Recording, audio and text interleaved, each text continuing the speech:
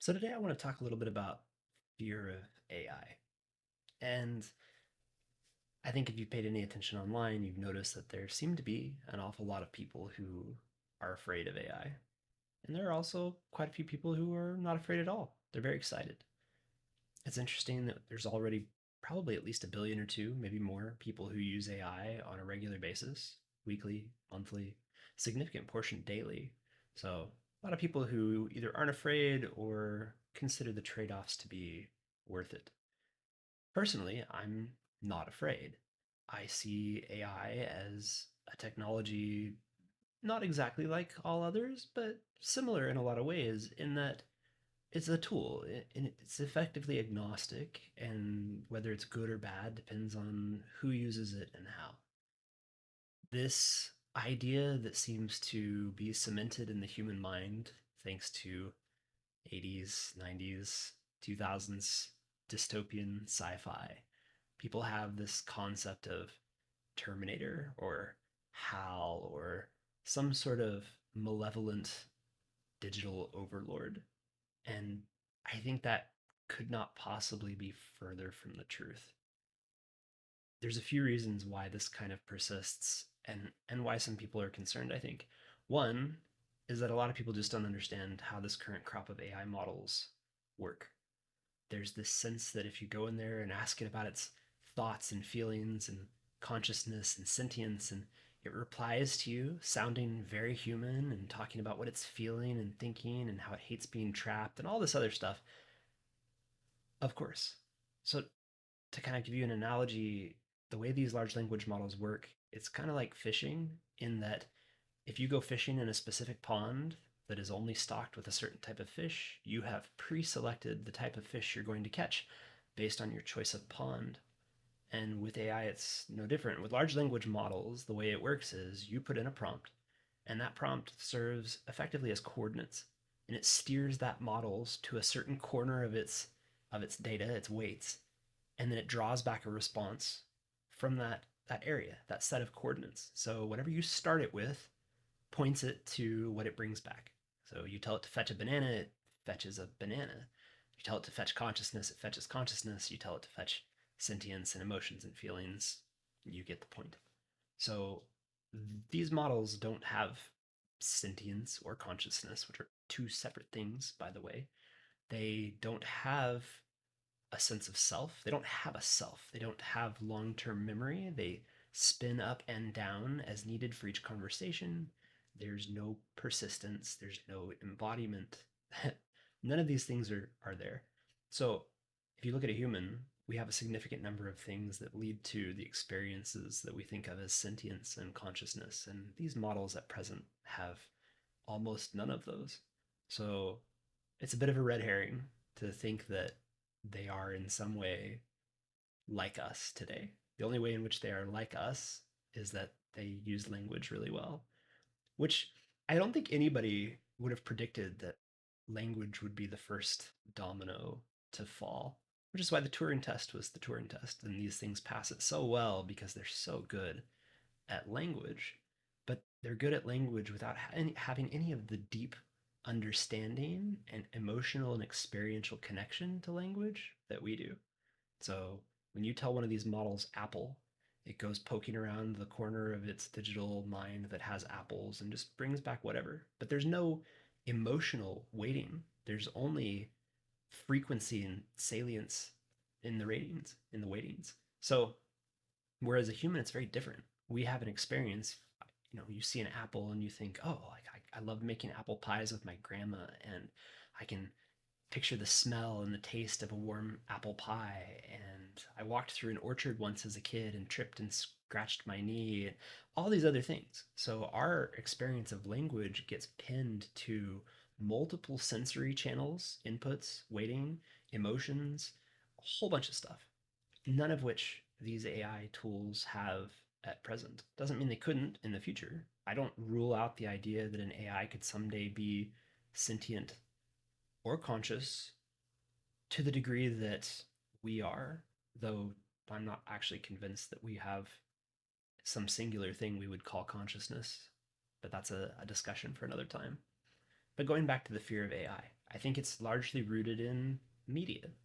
And it's really important to keep in mind that when somebody's creating a dramatic story as an author or an auteur, a director, like you need drama to make it dramatic. And that drama comes from conflict and tension. You need an enemy, an other, a foil. And so, of course, somebody's like, oh man, wouldn't it be cool if there were robots and AI in the future? Where'd the drama be? Ooh, what if they were evil? What if they wanted to kill humans? Like, it's made up. It's horseshit. It's put in there for dramatic effect, not because it's likely, but because it makes a good story. But unfortunately, people don't make that distinction and think because I've heard it so much in so many types of media, well, gosh, it must be true or likely or possible, and therefore I should be afraid of it. That's one piece of it. I think the other piece of the fear is much more practical. There are already plenty of people who are either losing jobs or losing pieces of their work to AI. Now, some people are using AI tools to augment themselves and taking advantage of that. Others are not. Some people are using AI to augment themselves and still not getting enough work. So, if you see technology come along with a capability that cuts into your livelihood, I can understand that feeling of stress and fear. And that's not new. I mean, the most famous example are the Luddites, but there have been plenty of others over time. Typists, teleoperators, switchboard operators, many times many. This time is different. It's definitely different in terms of scale. And I'll have to do a whole nother video on why I'm not at all concerned about that. But for the time being, let's just say I understand the economic fears related to AI. However, I also think that those are misplaced. Uh, Maybe not misplaced short term, but certainly misplaced in the mid to long term.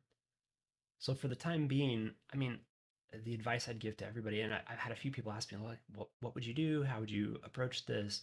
What are you going to teach your kids to do? And it's like, all right, I think for the time being, the best advice is simply learn how to use as many of these AI tools as you can.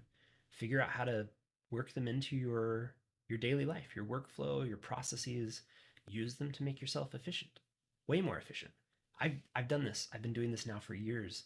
I found multiple areas where a project that used to take me 5 or 10 hours now takes me 5 or 10 minutes. Uh, I used to have to parse through a ton of data manually and pull it from a bunch of places and clean it up and visualize it. And now, literally, it's like a couple of minutes chatting with the AI, pulling some pre written code into a Google Sheet app script, and voila, it's done, which is amazing. And I keep finding more and more areas to apply this. And so for me, there's a huge advantage, which is the time savings. I don't have to spend as much time on shitty, sloggy work, and I can apply it towards things that are more interesting or more impactful. So that's great. And that makes me more valuable to companies in that I'm capable of doing more work than I could have done previously. So there's that. But anyway, I understand the concerns. I do think that they're misfounded. I think this idea that we're going to somehow magically make AI or artificial general intelligence, AGI, or super intelligence, ASI, and that it's somehow going to instantly want to get rid of us or something along those lines. And I just think that that's attributing far too much malice. If anything, it's a projection, a mirror of our own fears, because I think a lot of people, if they were sufficiently powerful, might do that. And so they assume that something that's going to be more intelligent or more powerful than them might do the same thing.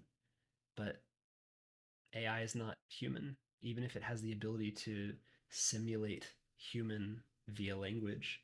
That doesn't make it human. It doesn't have our evolutionary background. It doesn't have our drivers. It doesn't have our fears. It doesn't even share the same set of risks. So the idea that it would suddenly see us as competition or as pointless, I think is silly, maybe hyperbolic. But anyway, I'd love to chat or discuss that with other people. Always happy to debate it. But we're dealing with an unknown. There's no way to know exactly how it would play out. But what we do know is that our track record of building technology and corralling it and getting it to do what we want it to do and making our lives and the world a better place, generally speaking, because of that technology, we have a long track record of doing that. And from what I've seen with all of the current AI models, they, while imperfect, largely do what they're told unless you poke and prod them in a way that gets them to do, well, what they're told. And you'll see these media headlines and things drip out. Oh, our red teamers or our safety testers got it to do this, and it tried to escape and lied and tried to shut down. It's like, those are all downstream of the prompts that they put in. They by their inputs were steering its outputs. So if what they're saying is, hey, a human who wants to misuse AI could misuse AI, that's not the AI, that's the human. So that's really the problem, is that some people might misuse it, which is, it makes the safety research and some of the guardrails worthwhile. But I also think that it's a little over the top. It can treat more people like adults and not like naughty little school children. But that also is another discussion. I think I'm going to end up having to make a lot of these videos. But there you have it. Essentially, I understand. I think one aspect of the fear of AI is misplaced and it's due just to media exposure. Another aspect is well placed, but it's not as bad as it seems. And whatever pain is derived from that will be really short term, I think. And then just generally, I think there's a misunderstanding of how the AI that we have today functions and why it's not what it seems. It's a simulacrum at best. Anyway, cheers.